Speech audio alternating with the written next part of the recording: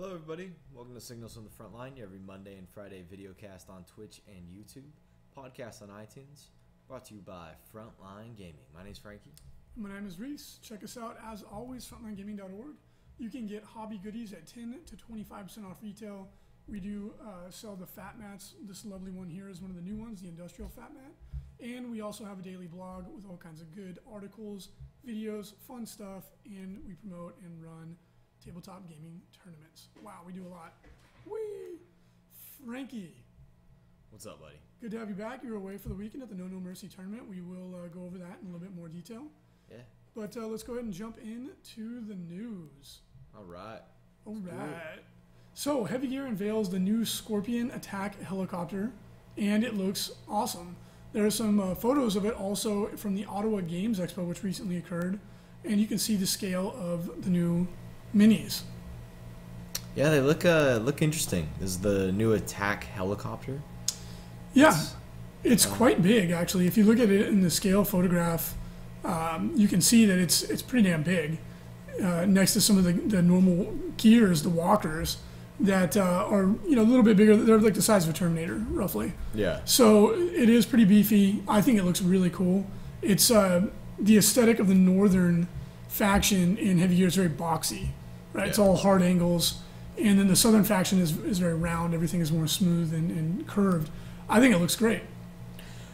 I think it looks interesting. I don't really like how long I don't know what you call that, the shaft of the propellers is. I think it's a little long for my taste, like it's short and sweet. Okay, good. Just being honest. Well, it's because it's got to clear the wings on the end. Yeah. I do understand what you're saying, though. I like the double rotor. I do. I think it looks cool, but I think for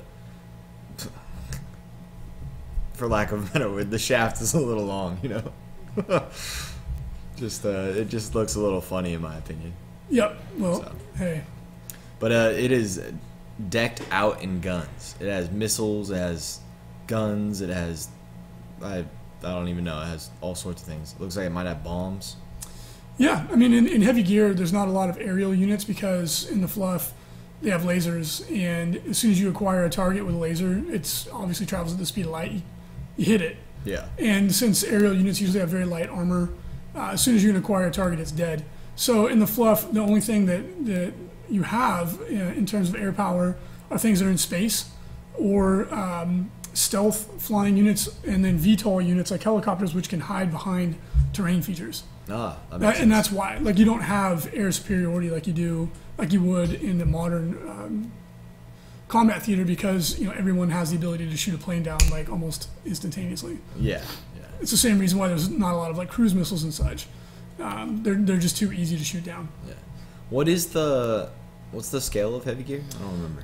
I don't remember off the top of my head. Is it 10 millimeter? No, it's 15. It's I think 12. Okay, it's like H scale or something like that, but it works out to be 12 millimeters, very close to Drop Zone Commander. Yeah, which is cool because you get infantry and Heavy Gear as well, and you can put them inside buildings and all that stuff. So right. It's pretty cool. All right. Warthrone posts some images of a new Dwarven unit in their line of fantasy models, and these are available to order now. And they look very cool. They've got a mix of axes and crossbows. I think they're like Rangers or Pathfinders. Very cool miniatures. One of the things I was really interested about Warthrone, and of course this is made by Avatars of War, which make beautiful, beautiful miniatures. They are some of the best sculptors in the game.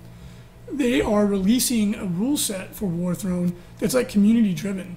A lot of the army lists in Warthrone were made by community members, and they're updated in real time. And the manufacturers of the game approve basically fan dexes to be used. Oh, that's pretty cool. I would guess that they did this because, excuse me. You're not excused. That when fantasy basically imploded, they weren't ready to jump in, and so they reached out to their community and hey, help us create some rules, and now they've got a full line of fantasy army books, so to speak. That's really smart because your community is going to do it because they love the game or they love the models and they really want to see you succeed. So they'll put time and energy into it, where maybe you don't have the money to actually pay somebody to do it. Or the time. Yeah. it makes a lot of sense. I think it's brilliant. And as long as you use the digital age which we exist in, you can constantly fine tune and tweak and update a living rulebook. Yeah. Right? It is much better than a print rulebook. Although then the benefit of the print rulebook is you can put it on a shelf in a game store, sell it, and then people can physically hold it. And when you're playing a game, you don't need to have a smart device on hand. So that's the benefit of print. But then as soon as you print it, you can't change it. Yeah. Unless you were to, like GW way back when, they used to release, you would print something, cut it out, and then put it in your codex. Oh, really? Yeah. That's kind of cool. People complained about it because people would be showing up to the same tournament and everyone's got different rules. Pages and stuff. And that's one of the reasons why GW has been so against like FAQs. Yeah. It's like, you guys, I mean, that was the 90s. Come on now. Like, we've gone way beyond that. Yeah. It's easy to access digital information now. So at any rate, these new dwarves for Warthrone look really cool. If you are a dwarf player, you could even use them as dwarf in Age of Sigmar. Yeah, I think they look great. They look amazing. They're all like Robin Hood. Yeah, they all do have a little hood. Speaking of which, I really am excited to see the new elves and dwarven for Age of Sigmar because they're going to get scaled up. They're going to be built to be put on, not ranked up, but to be put on round bases. I think they're going to look really cool. Yeah, no, I'm really excited. I'm excited to see the elves for sure. Me too. I have a soft spot for elf armies in fantasy, so I would be very excited to see that. Mechanical Warhorse has some awesome looking new shipping containers that are ready to ship out. That's why they pay me the big bucks. I come up with good jokes like that. Nailed it. However, Mechanical Warhorse, great company. Carlos is a friend of ours. He's supported us since the very first, the BAO, before even Frontline Gaming existed as a company. Yeah. Great guy, makes great products. Definitely check it out. You see us using their products on the stream every Tuesday night. These shipping containers look great. And shipping containers are like always popular. Like, they work so well for line of sight blocking terrain in any science fiction or modern combat game like Infinity or 40K. They're really, really good pieces of terrain. Can't recommend them enough. We have 100 or something like that we use for the Las Vegas Open and the BAO. They're great. You can stack them. Really can't say enough good things about it. They can go on any table. So definitely check them out. Yeah, shipping containers are great. I mean, they, like you said, they go with any kind of terrain, any kind of table. So any fat mat, they don't look out of place. You know, it really does work great. Yeah, definitely check them out. All right. Weird Mini shows off a new guild faction model called the Guild Autopsy. Kind of interesting. I don't know if that name is correct. I was going off of their Facebook feed because he doesn't look like he's dead. He could be, or he's just he hasn't missed drunk.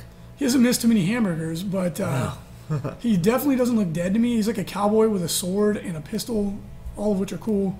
Anyway, at any rate, jokes aside, I think it's a really nice looking miniature. The quality of their plastics is excellent. Yeah. Again, my only complaint being that, to my knowledge, they're not posable. They make one model, like a GW clan pack character. Yep. You know, it's one thing that you put together. They look brilliant, but you know, if you're making a unit of guys like this, your unit's going to look just like everybody else's. It's just like Pro 2 Press. Yeah, correct me if I'm wrong, because I would like to be wrong about that. But all the plastic kits I've seen, they only they configure each model one way. Yeah.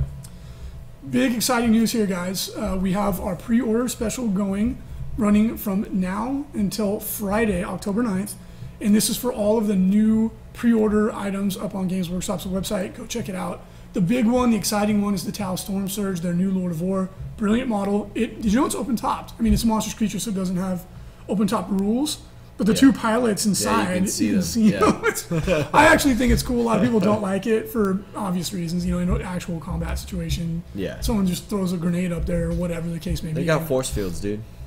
I hope they do. They got force fields. Or, you know, maybe it's convertible and they just have the top down, so the hair can flow like Vanilla Ice.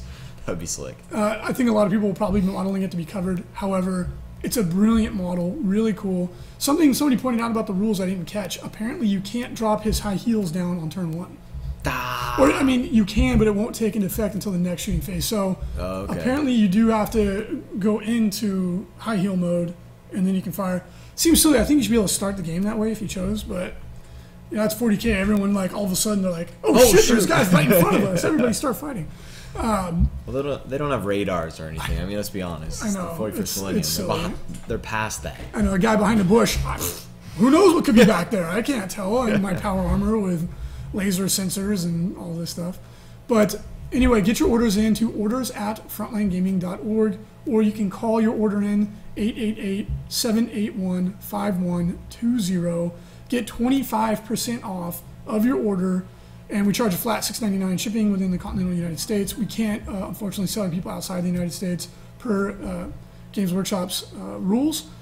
But definitely want to check this out. There's more than just the Storm Surge, which is obviously the big exciting one. There's also some other stuff like I think repackaged Vanguard Veterans. There's some bundle deals, a bunch of cool stuff.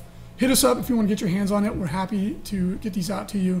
I'm very, very excited for these new Tau miniatures. They look absolutely awesome. There's also some Tau models been repackaged.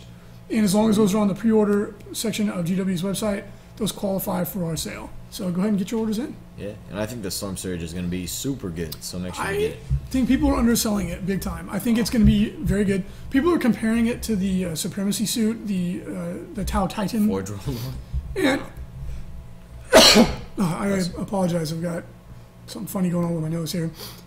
I don't think it's a fair comparison because the Supremacy suit is on a totally different level. You're talking about the equivalent of a Titan.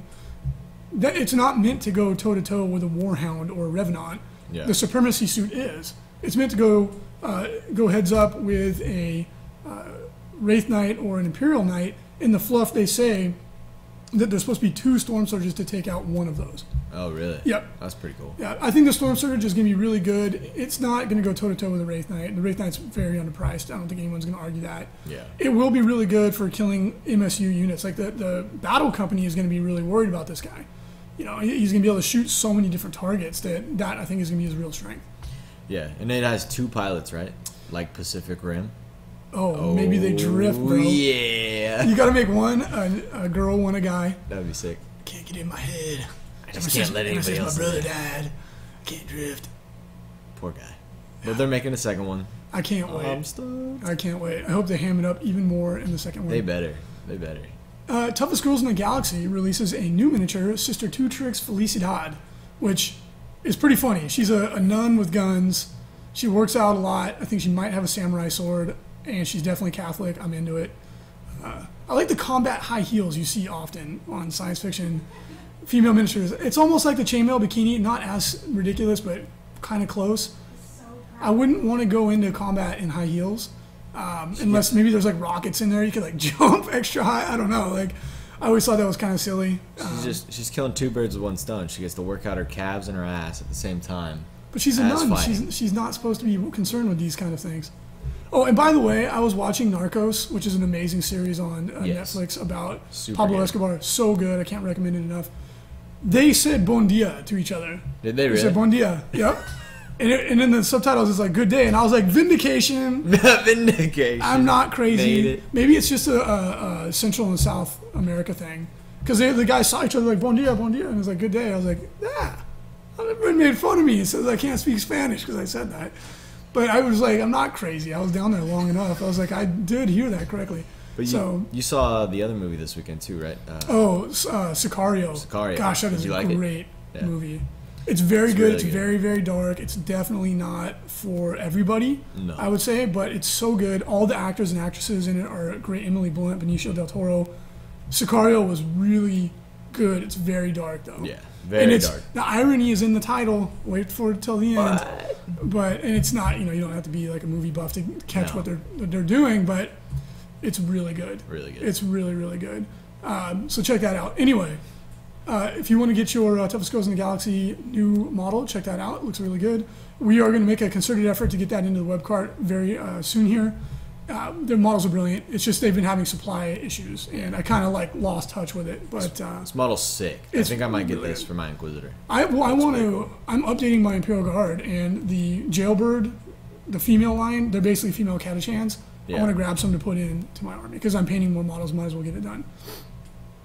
Also, make sure to pick up your Las Vegas Open shot glass if you'd like to get one. They will be available for you at registration, so when you register, anything that you purchase will be ready to get or pick up, or we will have some extras there to purchase on site, although we typically don't buy a ton of extra inventory because anything we don't sell it basically erases the profit from one that we do sell. So unsold inventory is a real pain in the butt. Pre-order it, make it easy on everybody. They're only $6. Yeah. Basically what Reese is saying is pre-order it because there might not be any left at LVO. Right, because we don't carry a bunch of extra stock for the reasons I just listed. Yeah, but they're brilliant. They have the Elvis Space Marine logo from the Las Vegas Open on them. Look very cool. We're also going to have pint glasses coming up pretty soon, too. Sweet. New War Machine Mercenary releases. We got Sergeant Verendry and Savio Montero Acosta. I like to imagine that before he fights someone, he's like, "You killed my father. My name is Inigo Montoya. You killed my father. Prepare to die." Unfortunately, his name's Savio Montero. It just sounds similar. He's looking for the six-fingered man. No, he's looking for the seven-fingered man. He had seven? Different guy. Six. No, this guy's looking for a different He's even guy. deadlier. Yeah. But these are very cool War Machine mercenary models. You love the War Machine aesthetic or you don't. Sergeant Verendry sounds like he's like Dutch or something to me. But he's got a giant axe that a human being wouldn't even be able to swing, really. But that's a War Machine. It's cool. And then the other model, Mr. Acosta, Senor Acosta as we'll call him. Mr. Acosta. Obviously he used to be a Signar model, and then for some reason he has gone off on his own. Both very cool. I'm sure they're going to add a lot. All right. So we've got some upcoming ITC events, and these are all occurring this coming weekend, October 9th and 10th. Or I'm sorry, 10th and 11th. We've got Otto's October ITC event in Bakersfield, California, Otto's Video Games and More. We've got the Siege on IO ITC 40K event in Phoenix, Arizona. Cookout Crusade at the Twisted Horn Ranch, and that's up in Northern California. And the Battle for Salvation GT in West Nyack, New York. Lastly, we've got the Road to War in Hawaii, October 11th. You can check out all of those at the ITC homepage.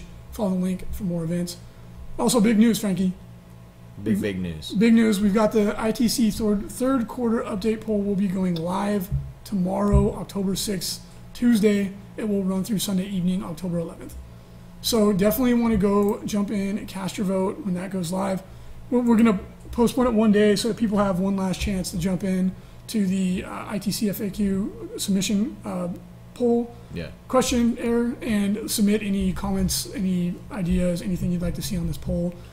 Just one last chance to get that out there for people to submit stuff they'd like to see on this poll that will be going live tomorrow. And it gives us a day to polish all the questions and make sure that we're asking them in as unbiased and clear as a way as possible. Yeah.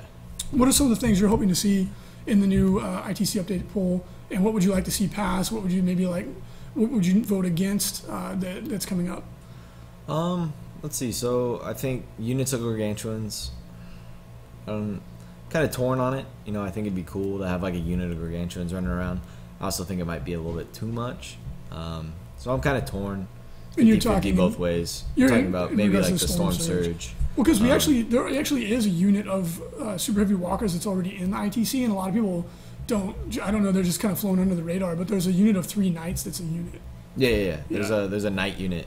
And I've heard of people taking that and casting like invisibility on it and stuff. It's really powerful. Crazy. Yeah. So I don't know how I really feel about units of gargantuans. I mean, a solo one is hard enough to kill. So I'm kind of torn on that, but I hope that's on the poll to see what everybody else thinks. Yeah, it for sure. Yeah. It's basically in regards to the Storm Surge, but it will also pertain to who knows? This may be a trend. Yeah. What do you think about experimental rules for Forge World? Oh yeah, I hope experimentals come in. I mean, Tau have been waiting for a lot of their experimental suits for years. Yeah. So I would love to see those in play. Space Marines have a bunch of experimental stuff. I would love to see those in play as well. And I don't think any of them are too overpowering. So no, I'm I don't think so. Totally all for that. What else do you think? Or what else do we have? We've got quite a few possibly going on there. The other one, though, is the Chaos Knights for the experimental rules. I think that people have been waiting a very long time for that. Oh, heck yeah. So I hope that passes. I'm going to be voting yes to allow experimental rules in for Forge World. And to reiterate that, Forge World themselves have said that like this now means that they're just not in a book. Yeah. That's it. That's all it means. They mean for it to be used. Because then the other cool one is like the Xiphon Interceptor. That's a little overpriced, but it's a bitchin' model. Reminds me of the last Starfighter. Yeah. The Deredeo Dread, which I think would be really good in the meta right now. It's gonna because the Deredeo Dread kills a transport a turn. Yeah. It's just pop. It's like a Sikaran battle tank with Tank Hunter. Mm-hmm. Every turn they're killing a transport vehicle. I think it'd be really good to help add a little balance to the force for make Battle Company players think twice. Yeah. Now, what do you think about? I've been hearing it from a lot of people wanting invisibility to not change the 6 thing, or not change it to where you hit on 6s in close combat, but change it back to where flamers and blast templates can't hit it.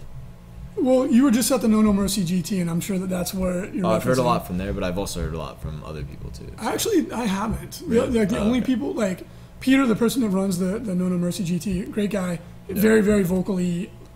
He's a demon player, and he's like, it's a critical part of my strategy. I get it. Yeah. I actually don't hear that ever. Though I do once in a while hear people say, I'd like to bring Come the Apocalypse back. Yeah. Allies. But we have, the data shows that people really, really feel very strongly on both of those. And we voted on invisibility a couple times now, and it's been smashed every time. That doesn't mean that we never will bring it up again. No. The thing with invisibility, especially with Lords of War, is that you have to ask yourself the question, do you want to not be able to shoot things like Wraith Knights and Knights because they're invisible, right? It's very powerful. When you're talking about or another good example is like a Drago, a Centurion Star. Yeah. I can't hit it with D-Size, which is one of the best weapons to kill it with. You're like, yeah. Okay, You should be able to hit them with blast templates and flamers if you're invisible yourself. Because now you're both invisible, so you're in the invisible realities. Yeah. I totally get it, because there's a lot of people that's a core part of their list strategy, and they're like, F you took that away. Yeah. Now I got to redo everything. I get that. It's just you really need to think about the most abusive things that are turning invisible, and you can't hit them with the weapons that are the best to hurt them with. For sure. It's not, I turned a unit of Demonettes invisible, and it's like, okay, whatever. That's good, but you got to think about the Death Stars, because that's what you're going to get. Like Aaron Along's Wolf Star that was invisible. It's invisible as a rerollable 2+ or 3+ Jinx save, and it has Feel No Pain. Yeah. Do you really want to play against that unit? Because some of the things that are best for killing the Death Stars and the Super Heavies are D weapons, which are usually blast. They're usually a blast weapon.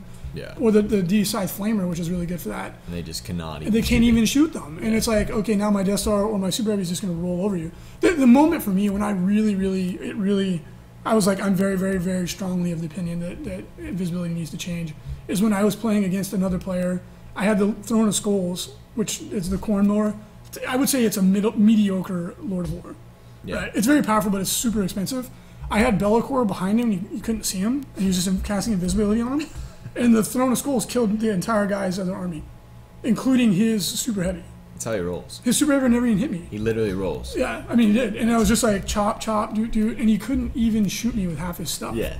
I was like, this is so dumb. Yeah, well, Bill Durrett came up to me this weekend. He's a local guy from up north. Yeah, he plays awesome. Thunderdome, so he has a bunch of Thunderwolf characters. And he charged into an invisible unit, hit one time. Hitting on 6s is just ridiculous. But no, I just thought I'd bring it up because I have heard it from different people. Because at No Mercy they used they used untouched, uncircumcised invisibility. It is what it is. And the thing is, not that looking at tournaments is the ultimate determination for if something is good or bad or fun or not fun or whatever. But if you look at tournaments that allow invisibility uncircumcised, so to speak, that very often the lists in the top revolve around that one psychic power. Like if you go to Nova, the last few years, the people in the finals, it's been all about invisibility. This year, Aaron Along, right? But then he also had all these other things that made him so durable. Before that, last year it was Tony Kopak. He won with Serpent Spam, but all the other people in there were invisible Centurion Stars or Seer Councils. And then I think the year before that, we still had Beast packs. No, the Triple Knights didn't make it in. No Knight armies made it. It was all invisible Death Stars and then Wave Serpent. Mm-hmm. And it's been like that. And then, again, you go to Adepticon, it's the same thing, right? It was invisible Death Stars. So there's a trend there. Well, right? I think no matter, even if you do take circumcised, you're still going to see the invisible Death Star. The invisibility is amazing. And it's I'd say it's probably the best power out there. Especially if you use it as it's written. But when you don't, when you tone it, when you dial it back a little bit, you do see more variety in the armies that go the distance. Like, for example, at the BAO and at the LVO. And we're not trying to say our format's better or worse or whatever, but you do see more variety, and that is measurable. Like, if, for example, at the Las Vegas Open last year, we had a Lictor Army versus a Space Marine Scout Army. You know, you do see more variety in the final armies when you do tone some of the more extreme stuff down. Like the 2+ reroll save, for example. Again, the army that won Nova this year was a reroll save invisible army. So, not trying to attach a value judgment to that. It just when you do change those determinants, you do get different results. Yeah. Okay. Fair enough.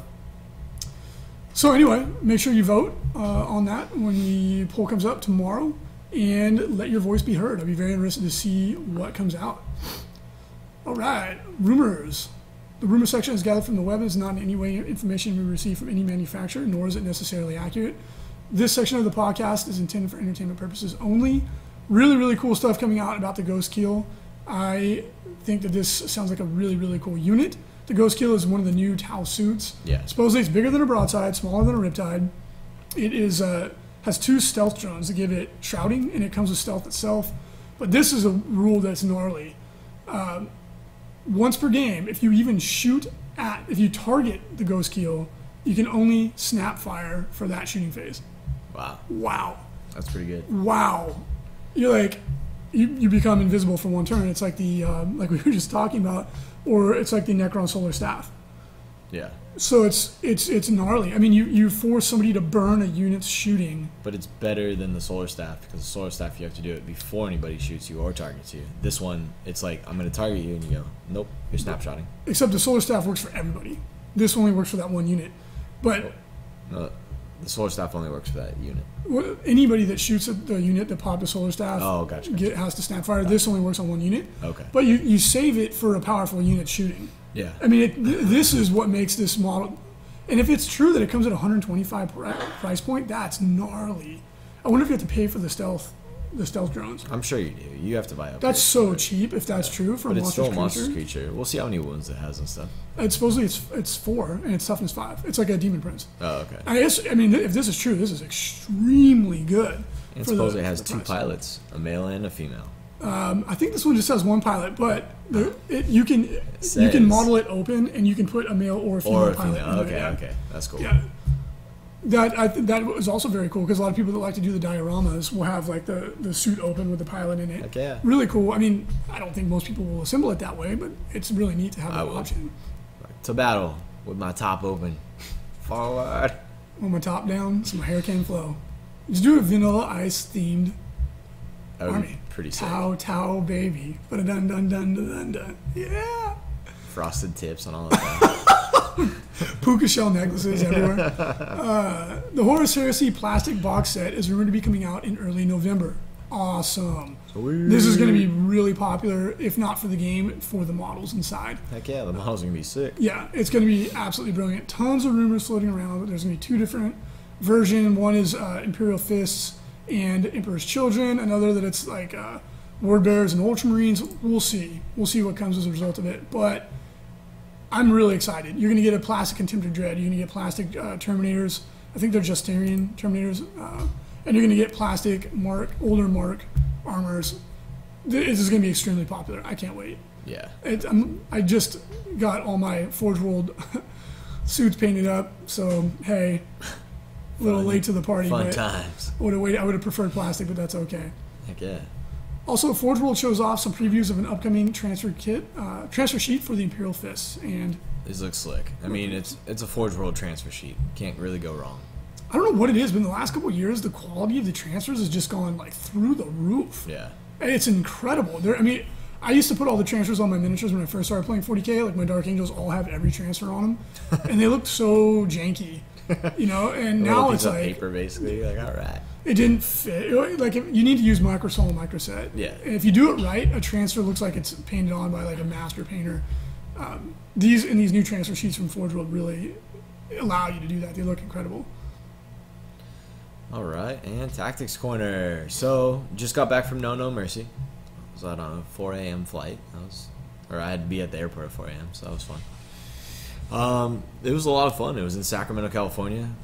Really top of the line. Like, they have great terrain. Some of the tables were Planet Bowling Ball, so I like it. But Yeah, there were a lot of with your armies. shooting There were a army, lot of actually. armies that didn't like it. But it does give you some tactical like maneuvers and stuff like that. Like shooting armies actually have a table where they're like, oh yeah, I can actually see everything. And then there were tables where you're like, I can't see anything. All right. I know. You know, some of the guys. I'm sorry to interject really quickly, but just some of the guys at Adepticon have this philosophy where you need to have some tables that are light on terrain and some tables that are really dense on terrain. I just don't buy into it. Like, I understand the philosophy, right? Like, you need to build an army that's going to be the goal is to build an army that's well-rounded. That doesn't matter what the terrain is.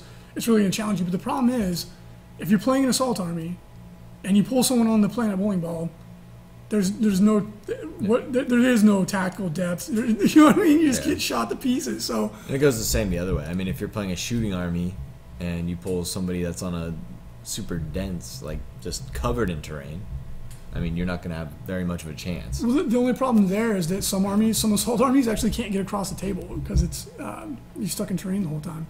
And again, I'm not trying to be overly critical. If people enjoyed it, that's awesome. I'm sure they did. Yeah. It's just that I've had other people explain that philosophy, but I've always been more of a proponent of like, let's kind of have standardized tables. Well, luckily there were a lot of wolf stars, so Planet Bowling Ball wasn't a bad matchup. They just go for those right guys. through it. Yeah. Yeah. Like, whatever. I'm the Wolf Star is going to be the flavor of the month now. That Oh yeah, no, they Aaron were kicked everyone's so ass with it. yeah. So No Mercy, it was a great time. 6 rounds, 2-day tournament. Everybody that lost a game, you had an opportunity to either keep playing in the GT and see how you matched up, or playing an RTT on day 2. Oh, that's cool. Yeah, I lost my round 3, unfortunately, to a double battle company, double Dark Angel battle company. Because it was 2,000 points. No, 1850. He was able to fit. Yeah, the Dark Angel one, since you take the demi companies, you don't have any other tax besides one scout squad. So you get one Wait. scout So squad. he had 12 squads of tactical marines. Mm-hmm. How the f do you fit that? There are only 70 points. Yeah, it was crazy. He had 20 free vehicles. He had like over 700 points of free stuff. And I was like, my God. So I pulled him on ITC Emperor's Will. And I was like, oh, So wait, God. they were ignoring. They were allowing you to take more than one. You could duplicate a detachment more than once. They only duplicated the battle company once. Well, the battle company is 2 demi companies, Yeah, but the 2 demi companies combined to make a battle company. which is not its own formation. I thought it was.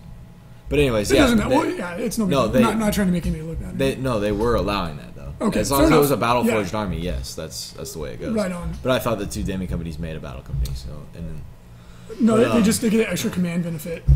oh okay. Yeah. Anyway, I'm sorry to derail you. So anyway, so he had 2 battle companies, and good God, that was ridiculous. Just so many guys. I made some tactical errors. So anyways, I played in the RTT day 2, so that was really cool. It was cool that you had an opportunity to either keep playing and see if you could get like 3rd or 4th, or if you had lost a game, you could only get like 4th place, or you could play in the RTT on day 2. So a lot of fun. We saw some crazy stuff. There was a Warhound Titan.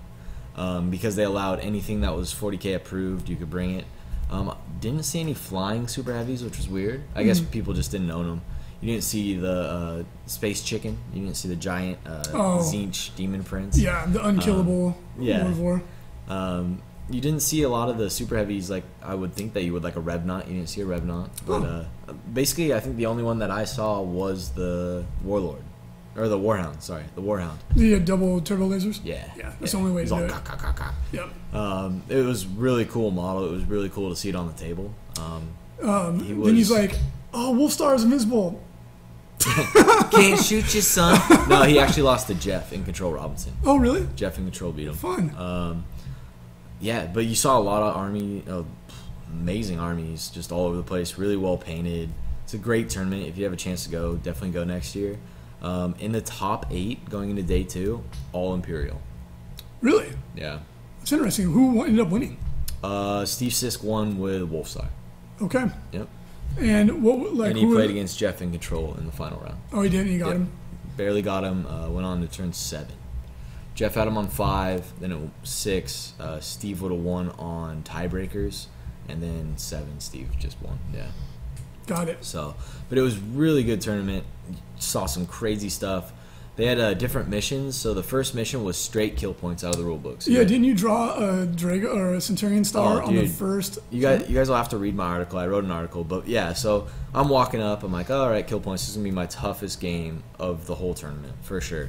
And I walk up and I'm like, all right, well, hopefully this guy has a lot of kill points. I look down, Centurion Star and an Imperial Knight. I was like, well, I shouldn't win this game. Anyways, I had some luck on my way and I was able to pull it out. But yeah, no, you saw some crazy stuff. Their missions were really different. So you had kill points round 1, and then you had, and it had no bonus points. So it was 1,000 points for the win, right?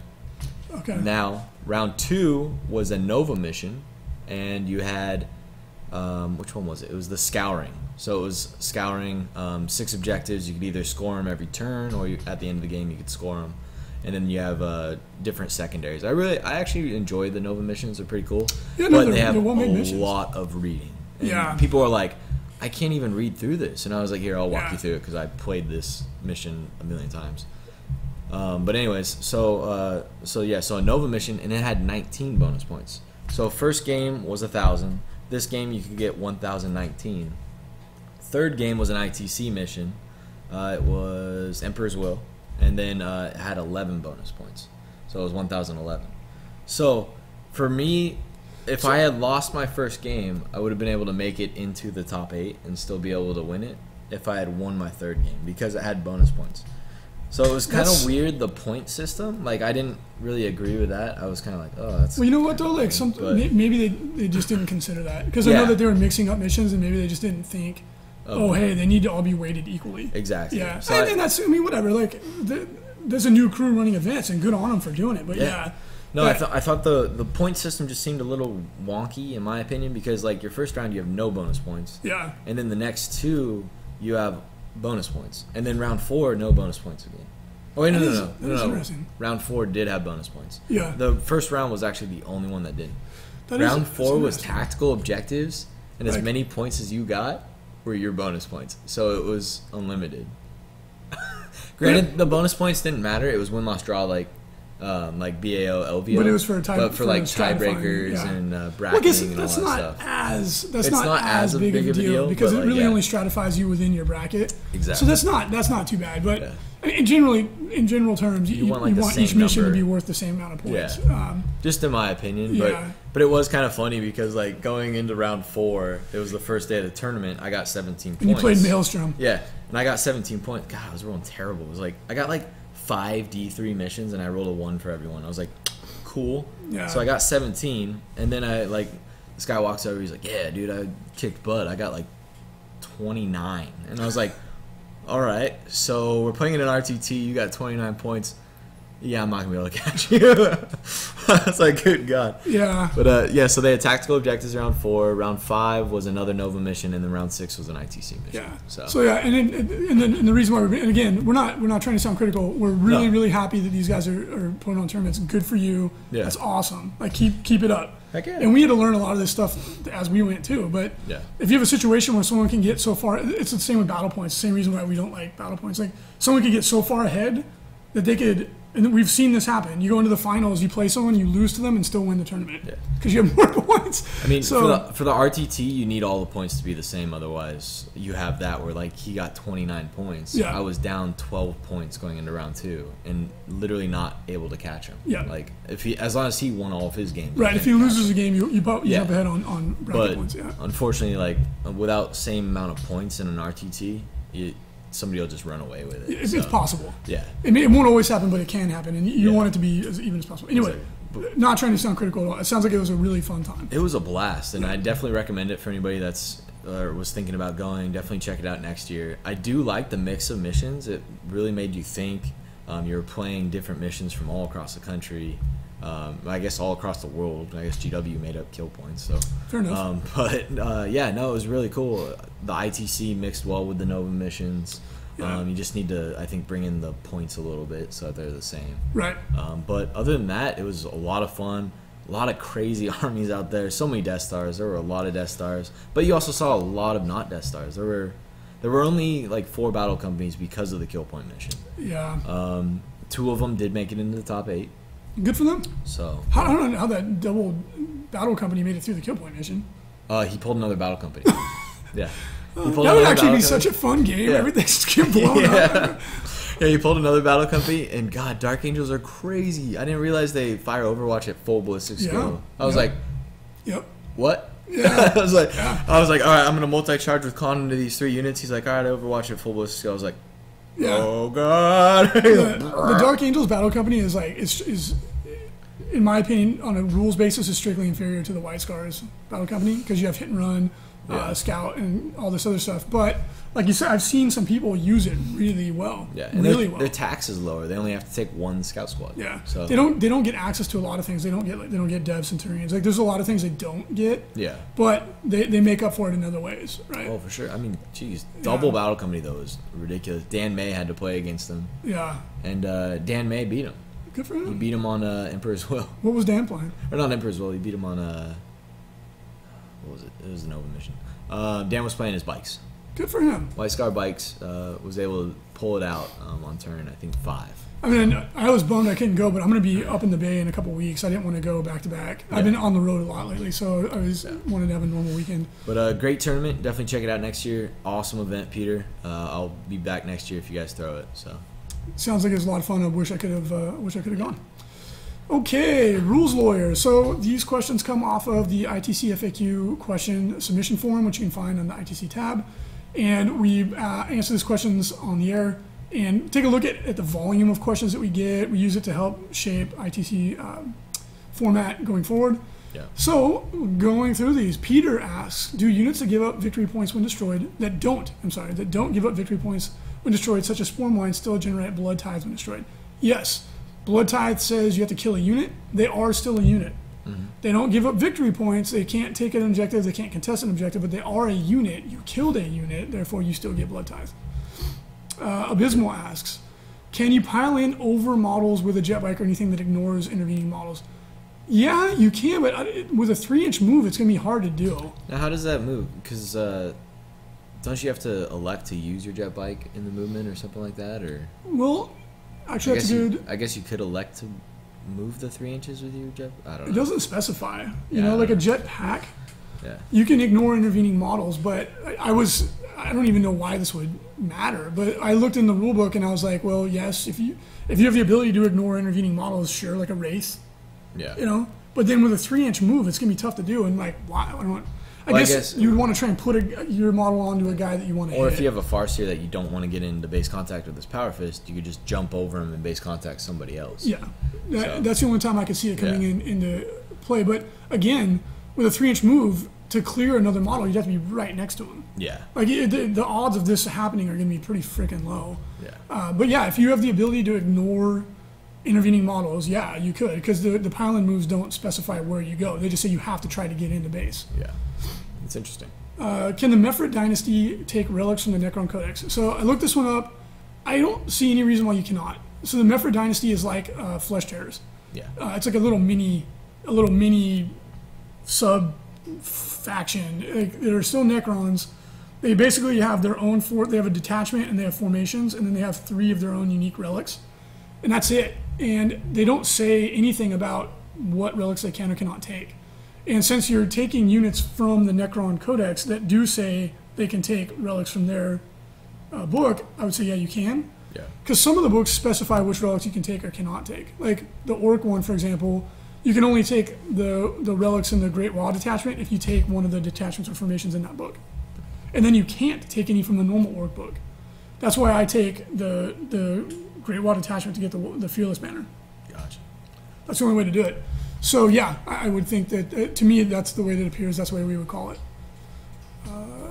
Kurosine asks, can I take free upgrades on fortifications in my war convocation? We get this question a lot, and we're going to have to say no, because it opens up a lot of weird stuff.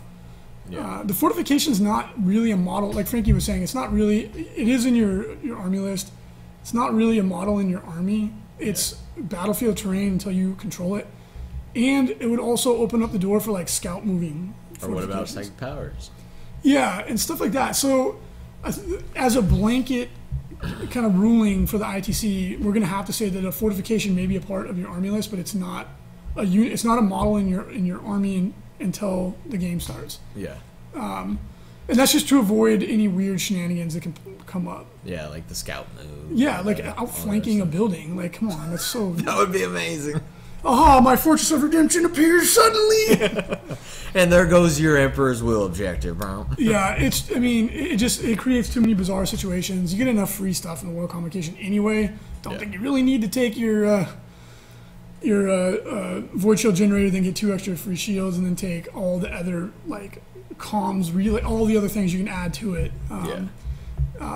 And it just for the sake of simplicity, we're just going to treat it as not being a model in your army until the game gets going. Divings asks, does a fortification count as a detachment in the ITC? He goes on to explain why he asks this, because he uses like Army Builder or something. Yeah. And a lot of those don't allow you to take it into a detachment. Don't take Army Builder or Battle Scribe or any of these things. Do not take them as the rules. This happens all the time, and all the time these aren't. They're great software. They're awesome, but they oftentimes have errors in them. Well, it's because there's so many different ways to build lists and stuff. You can't, by yourself or even like with a small team, you're not. There's going to be things that you don't see, and then people will find it. And, I don't know. Don't use those as rules. Like Kian, our intern, came in and he was like, "Oh, but Army Builder says this," and I'm like, "Stop doing that. We have every book here. Go open the book and look, and you'll see for yourself that it's wrong a lot." And that's why, like, we never required it at our tournaments, because you a lot of times get an illegal list on accident. Yeah. Not trying to say don't use them; they're great. They're really great software programs, but don't use them as rules. Use the rules as the rules in FAQs. But yeah, fortification is a slot in a detachment, usually like a CAD, and some of the other detachments out there have them, like a Skitarii Battle Maniple does. A lot of the codex-specific detachments allow you to take a fortification. Yeah, your detachment actually has to have a slot for fortification in order to take it. So. Right, because we've seen people like take 2 detachments and then a fortification, and you're like, no, you can't do that. Yeah. Because your formation doesn't have a room for a fortification. Divings also asks about how do you resolve attacks with multiple strength D template weapons. Specifically, going to be talking about D-size here. So the wording for D weapons is really confusing, right? The way they describe how you resolve, how you wound people with D weapons, in and of itself is very confusing. Like 4 different people will give you probably 4 different answers about how to do it, because they say each model takes a hit. Blah. You don't roll for each individual model. Some people think you roll and then you do multiple wounds and apply the wounds to the unit. Just distribute the D hits as you would normal hits, and then resolve what it does So say you hit 5 models, you rolled 5 dice, and then you as the attacker get to decide what order it goes in. So you're like, well, this one I have 1, 6, and the rest are like D2 or whatever, and then you take these ones first. Yeah, exactly. And then the rules from multiple templates say you resolve each template. You don't resolve it completely. They say the user resolve, and that throws people off all the time. You determine how many people are hit by each template, add it all up, and then you do it. Yeah. So that way, if you have a unit that has multiple flamers, the first one shoots, and then the other ones don't get to shoot because they're out of range or whatever. Yeah. You basically add it up. Okay, I've got 6 guys that are underneath my D size. You roll it. You roll 2 1s, 1 6, and everything else is in between. Throw the 1s away. I go, okay, I'm going to resolve the 6 first because there's a guy in front I want to kill. He's dead, and then I resolve the other ones afterwards. Yeah. That's the way you do that. Although the 6 from the D size doesn't actually kill anything. You're right. My bad. Because it's -1 on the table. People. Yep. I apologize if I confused anybody. I have a curveball for you. Okay. So here's one. So there's a few super heavies that actually have void shields built into them. Yes.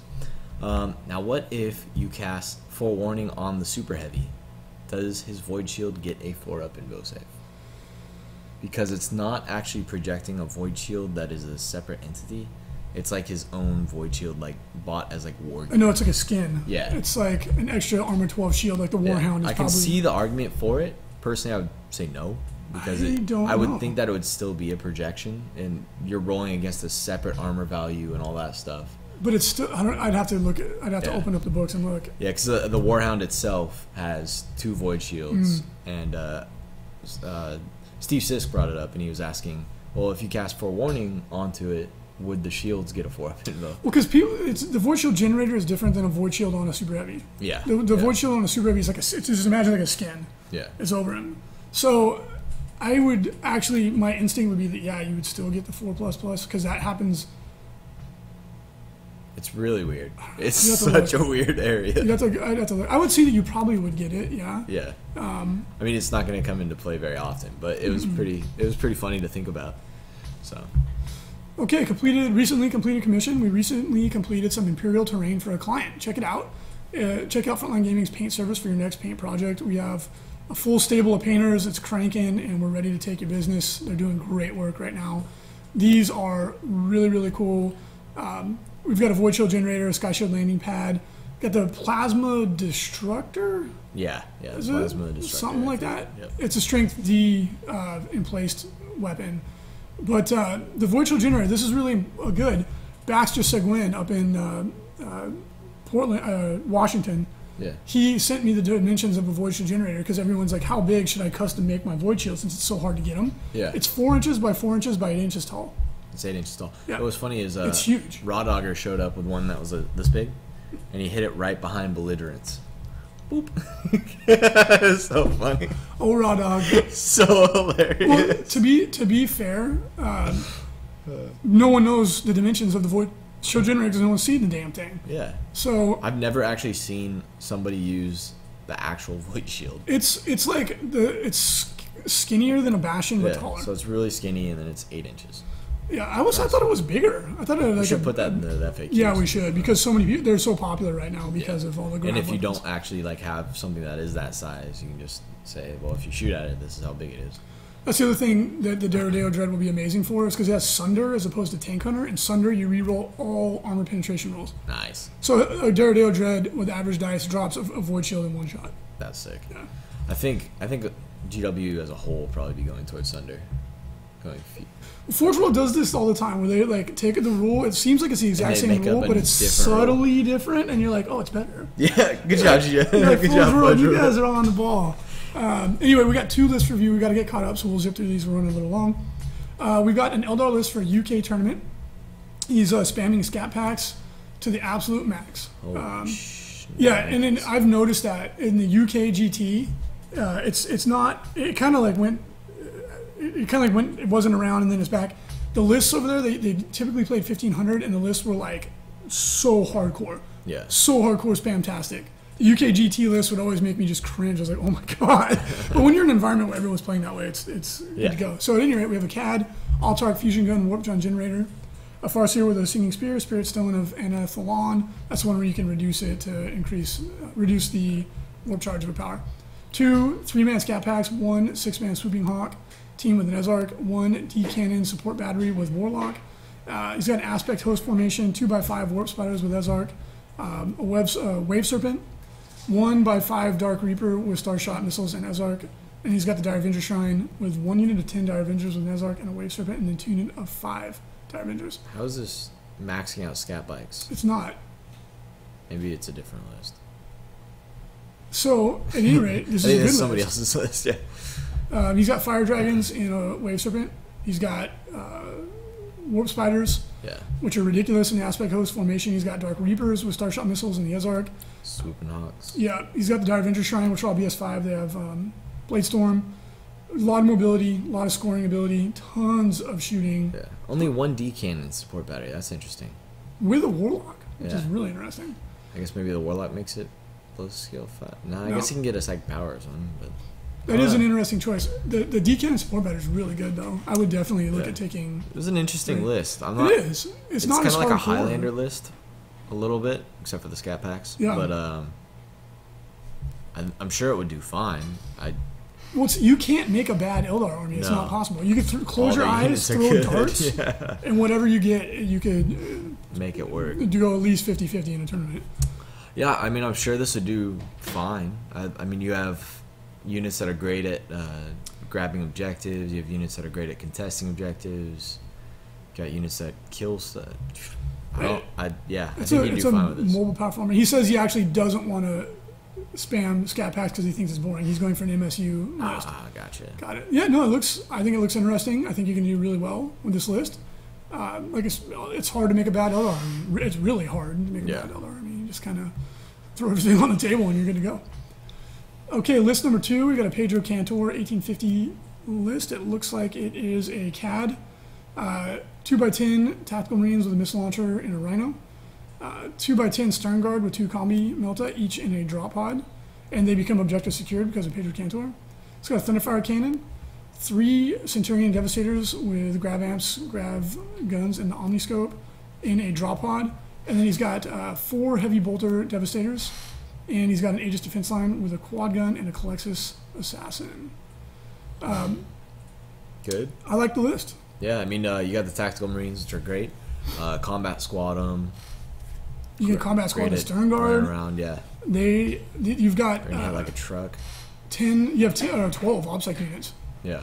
That's really solid. Thunderfire cannon, great. Grav sense and a drop pod. Pedro Cantor goes with them. He can use the Omniscope to split fire his orbital bombardment. Yeah. He gives him some pretty good melee ability. He doesn't have Eternal Warrior, but he does have a 2-up save, and he's got 5 Power Fist attacks just standing still because of his special rule. How do you feel about the Devastators with the Heavy Bolters? You know I like them, but I like them in the Skyhammer Annihilation Force where they pin people, and that's the real benefit. I mean, in this one, they don't have any transport, so they're sitting back. Yep. They do have Bolter Drill, and they do have Tank Hunter. So they're going to be good for killing light vehicles and killing little MSU troop squads, and are cheap. And I think he puts them back on the Aegis line with the quad gun. And then the Sergeant probably shoots the quad gun. Yeah, I don't know. I don't know how I really feel about it. I mean, he needs someone to man the Aegis. Yeah. Right? But you could do that with like a scout squad or something and Very true. put more special weapons into your tactical marines or something like that. Or your Stern Guard. Yeah. I think that would be my change. But I've been toying around with a Pedro Cantor list with Stern Guard. Yeah. And I think you could actually do really well with it. The Stern Guard have Bolter Drill, and then Pedro gives them an extra attack. They have 3 attacks standing still. Yeah. You know what I mean? They're really, really pretty solid. But I like the list. It's a nice themed Crimson Fist army. Yeah. All right. Anyways, guys, that's all we got. Go ahead and ask us some questions. We'll get them answered on Twitch and all that good stuff. So learn to eel. He's got the rules right here for warning. For warning, gives the target unit a 4+ invo save. RE void shields. X Titans have X void shields. A glancing or penetrating hit would destroy a void shield instead. So yeah, I would think that it would get the 4-up. We'll double check. Thank you for busting that out. And then I saw one from I Have Rabies who was asking an orc question.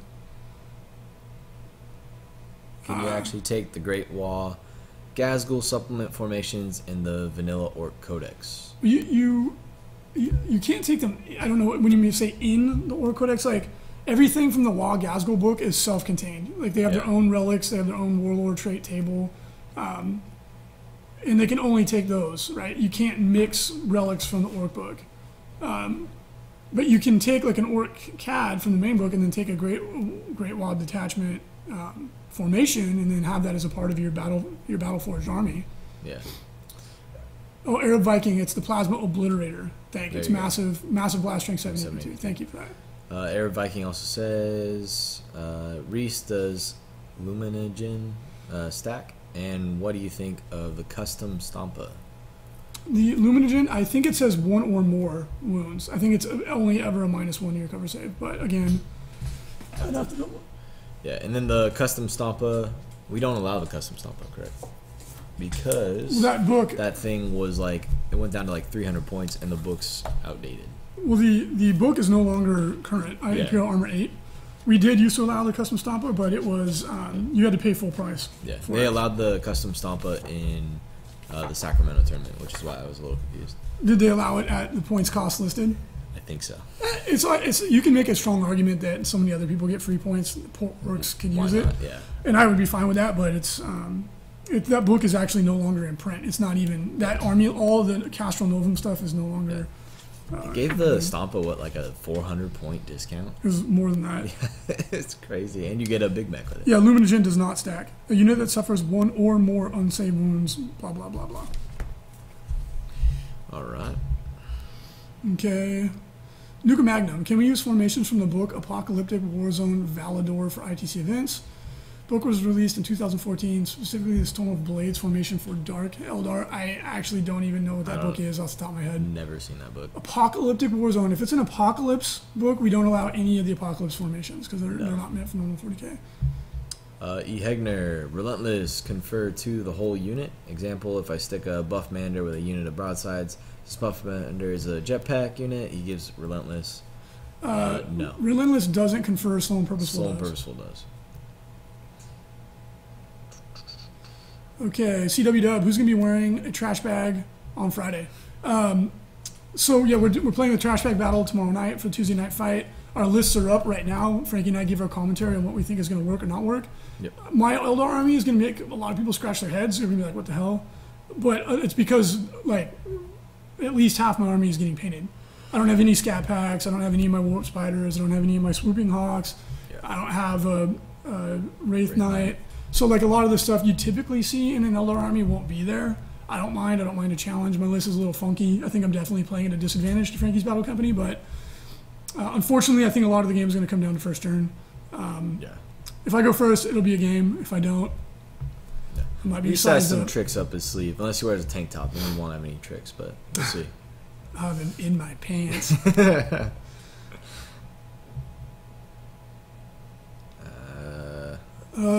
T. Silver.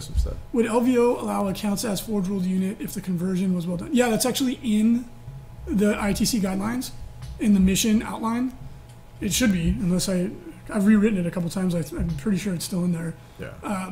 We allow a Forge World account, a custom built or converted model that, as long as it's roughly the same size and shape as the Forge World model that's meant to represent. Yeah.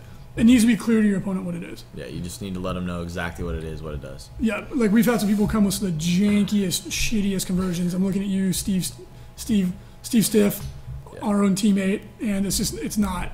Yeah, I understand trying to save money. I understand Forge World models are expensive, but seriously, don't put some piece of crap like pipe fitting on a base and call it something. Yeah. Just don't do that. Zero Charisma. Hey guys, how's the narrative video coming along, or has it been released?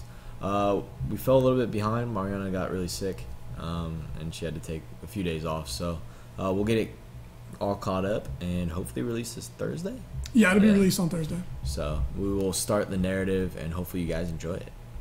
Stampeder, would you allow Shadow Specters to be taken in an aspect host formation? I'm pretty sure that the Eldar book specifies which units can be taken in it, and I doubt Shadow Specters are in there.